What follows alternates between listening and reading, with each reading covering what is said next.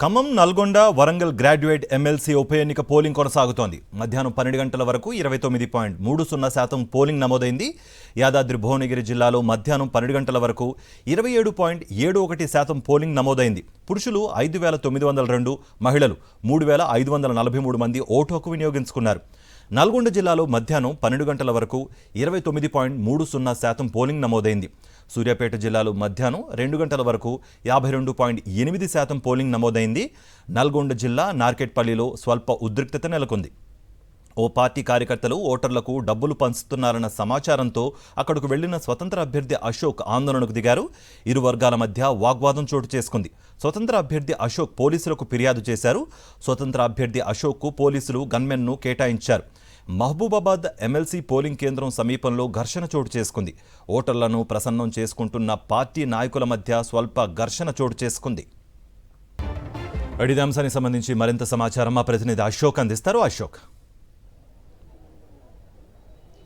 కార్తిక్, మరో 2 గంటల్లో నల్గొండ, వరంగల్, ఖమ్మం పట్టభద్రుల ఎమ్మెల్సీ ఉప ఎన్నికకు సంబంధించి పోలింగ్ మూసేటువంటి అవకాశం ఉంది.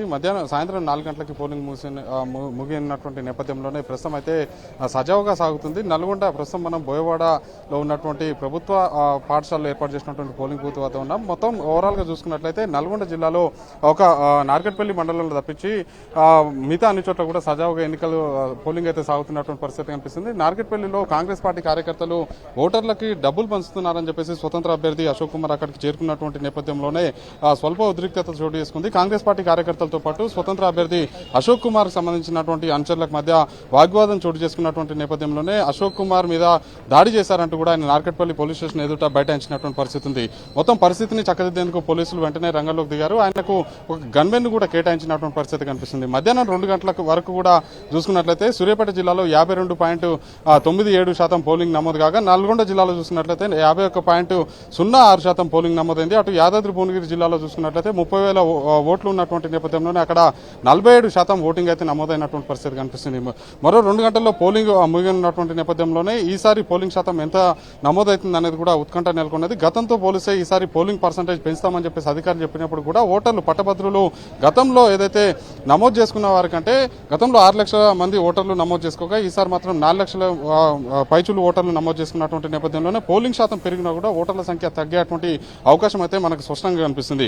మరోవైపు చూసుకున్నట్లయితే ఇటు నల్గొండ జిల్లాతో పాటు అటు సూర్యాపేట జిల్లాలో సమస్యాత్మకమైనటువంటి పోలింగ్ కేంద్రాల వద్ద నార్కెట్పల్లిలో జరిగినటువంటి ఉద్రిక్తత పరిస్థితులు చోటు చేసుకోకుండా అక్కడ అధికారులు అయితే ఎప్పటికప్పుడు పర్యవేక్షిస్తున్నటువంటి పరిస్థితి కనిపిస్తుంది. ఇక్కడ మనం ఉన్నటువంటి బోయవాడ పోలింగ్ బూత్ వద్ద కొంత మందకోడిగా సాగుతుందని చెప్పుకోవచ్చు. ఓటర్లు ఓటు హక్కు వేసేందుకు భారీగా తరలి వస్తున్నప్పటికీ కూడా కొంత పోలింగ్ అనేది కొంత ఆలస్యంగా నడుస్తున్నటువంటి పరిస్థితి కనిపిస్తుంది. పట్టభద్రులు మనం చూసుకోవచ్చు, దాదాపు 200 మంది వరకు కూడా క్యూ లైన్ లో నిల్చున్నటువంటి పరిస్థితి కనిపిస్తుంది. ఒకసారి మనం కొంతమంది ఓటర్లతో మాట్లాడదాం. చెప్పండి, ఎంతసేపు అయిందంటే? 2 అవర్స్ అయిందన్న. 2 అవర్స్ దాటిపోయింది. ఎందుకు ఇంత లేట్ అవుతుందంటారు? లోపల లేట్ అవుతుంది. లోపల ఈవీఎం కాదు కదా, అందువల్ల లేట్ అవుతుంది. చూసుకోవచ్చు, ఓటర్లు దాదాపు 2 గంటల నుంచి కూడా క్యూ లైన్ లో నిల్చున్నామని చెప్పేసి అధికారులు అయితే చెప్తున్నటువంటి పరిస్థితి కనిపిస్తుంది. 4 గంటల తర్వాత ఆ పోలింగ్ పర్సంటేజ్ ఎంత నమోదైంది అనేది కూడా అధికారులు అయితే ప్రకటిస్తారు. Vote studio right Ashok.